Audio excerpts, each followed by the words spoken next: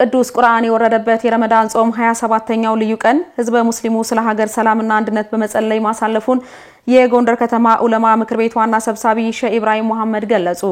የረመዳን ጾም 27ኛ ምሽት በተለያዩ ሃይማኖታዊ ስርዓቶች በጎንደር ከተማ ጀሚዓል ከቢር መስጂድ ተከብሯል። ያየፈንቴ ተጨማሪ አለው።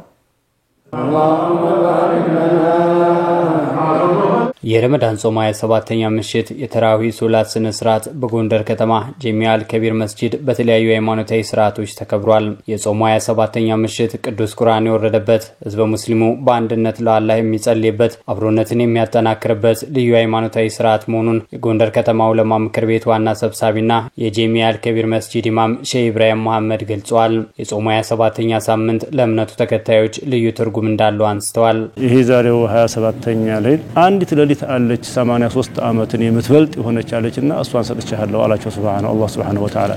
ይሄውም ደግሞ እቺ ሌሊት የተከበረችና የተቀደሰች ናት ቁርአን የወረደበት በመሆኑ ማለት ነው።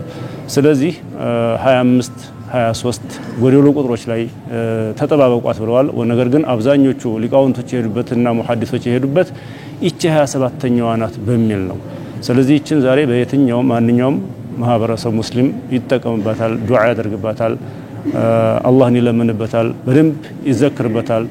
እንዲያለች ድልናትና ከፍተኛ ልቅና ዋጋ ያላት ናት ማለት ነው። በረመዳን ጾም ከሚፈጸሙ ሃይማኖታዊ ስርዓቶች በተለየ በዚህች ምሽት የተለያዩ ሃይማኖታዊ ስርዓቶች እንደሚከወኑ ተናግረዋል። ከሌላው ቀን የተለዩ ስርዓቶች አሉብን።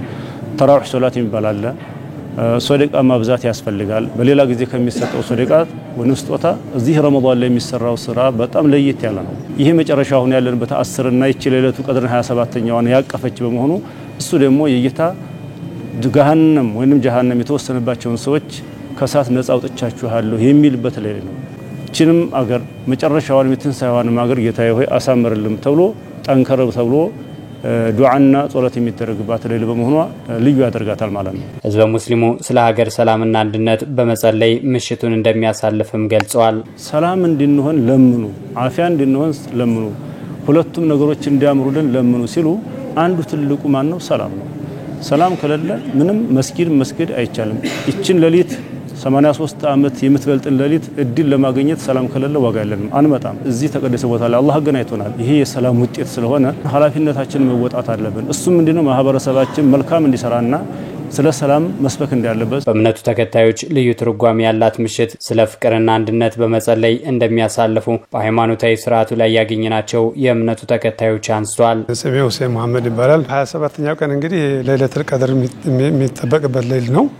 ይሄ ሌሊት በጣም በነሻጣ በሶፋ ሁሉም እንደምታዩት በጣም በጥሩ ሁኔታ ሌሊቱንም ደግሞ ሐይ አድርገን ለማንጋት ያው በሂደት ላይ ያለን በጣም ጥሩ ሁኔታ ነው ያለን። 27ኛ ቀን በጣም በጉጉት የምንጠብቀው ሌሊት ነው። ስሜ ሼህ ሰዒድ አብዱ ባራለሁኝ። በዚህች ቀን ጸሎት ማድረግ የተወደደ ነው። ማንኛውም ሰው ሁሉ ደግሞ ሂዳያ ስጠኝ ቅናቻውን ስጠኝ ብሎ ጥሩነትን ቀናታነትን ስጠኝ ብሎ ማንኛውም ሰው ዱዓ ቢያደርግበት ማሻአላህ በጣም የተወደደ ይሆናል ማለት ነው። በረመዳን ወር የሚፈጸመው መረዳዳት ከጾም በኋላም ተጠናክሮ መቀጠል እንዳለበት መልእክት አስተላልፈዋል።